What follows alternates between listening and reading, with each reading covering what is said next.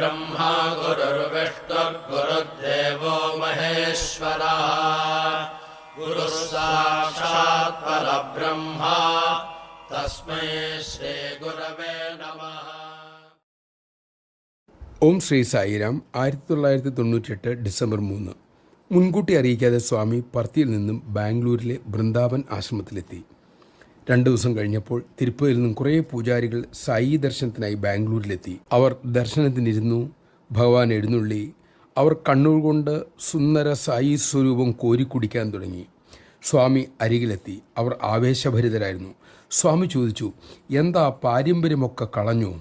എന്നും ഇതല്ലല്ലോ രീതി. നിങ്ങൾ ആദ്യം എൻ്റെ പാദങ്ങൾ കാണുന്നു, പിന്നെ ശരീരവും മുഖവും ദർശിക്കുന്നു. പക്ഷേ ഇപ്പോഴാകട്ടെ പാദംസ്കാരം പോലും എടുക്കാതെ മുഖത്തോട്ട് തന്നെ നോക്കുന്നു. എന്താണിത്? അത് കേട്ടതോടെ ശാന്തിമാർ ആ തൃപ്പാദങ്ങളിൽ വീണ് നമസ്കരിച്ചു. പിന്നീടാണ് അതിൻ്റെ രഹസ്യം ശാന്തിക്കാർ പറഞ്ഞറിഞ്ഞത്. തിരുപ്പതിയിലെ ആചാരപ്രകാരം അവർ രാവിലെ ശ്രീകോവിലിൽ എത്തുമ്പോൾ കണ്ണ് മൂടിയിട്ടുണ്ടാവും. ഭഗവാന്റെ പാദം കണ്ടതിന് ശേഷം മാത്രമാണ് ഭഗവാന്റെ ഉടലിലേക്കും തിരുമുഖത്തേക്കും അവർ നോക്കാറുള്ളൂ. അന്നും പതിവ് പോലെ മേൽശാന്തി ശ്രീകോവിലെത്തി. ഭഗവാന്റെ തൃപ്പാദം കണ്ണർ മൂടിക്കൊണ്ട് സ്പർശിച്ചു. തൻ്റെ കൈകൾക്ക് ചൂട് അനുഭവപ്പെടുന്ന പോലെ അദ്ദേഹത്തിന് തോന്നി. വീണ്ടും വീണ്ടും സ്പർശിച്ചു നോക്കി. ജീവനുള്ള ശരീരത്തിൻ്റെ ചൂട് അനുഭവപ്പെട്ടു. മേൽശാന്തി പരിഭ്രമത്തോടെ കണ്ണുമൂടിയിരുന്ന തുണി മാറ്റി ഭഗവാനെ നോക്കി. അദ്ദേഹം അറിയാതെ ഉറക്കെ നിലവിളിച്ചു പോയി. ആ ശബ്ദം കേട്ട് കീഴ്ശാന്തിമാർ ഓടിയെത്തി. തിരുപ്പതി ഭഗവാന്റെ ബിംബസ്ഥാനത്ത് ഭഗവാൻ ശ്രീ സത്യസായി ബാബ പുഞ്ചിരിയോടെ നിൽക്കുന്നു. കുറച്ചു നേരം ആ ദിവ്യദർശനം നീണ്ടു നിന്നു. അത് കഴിഞ്ഞതും പിന്നൊട്ടും താമസിച്ചില്ല.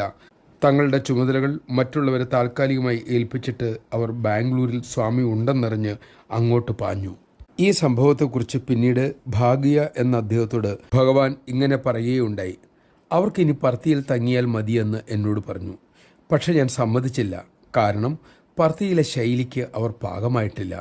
പുട്ടപർത്തിയിൽ ഈശ്വര ദർശനവും പ്രസാദവും എല്ലാം സൗജന്യമല്ലേ? ഒന്നിനും നമുക്ക് നിരക്കില്ലല്ലോ. അതുകൊണ്ട് വെങ്കടേശ്വരനെ ആത്മാർത്ഥമായി സേവിക്കാൻ ഞാൻ അവരോട് നിർദ്ദേശിച്ചു. ജയ് സായിരാം. ചിന്തിക്കൂ, നമുക്ക് കിട്ടിയ മഹാഭാഗ്യം.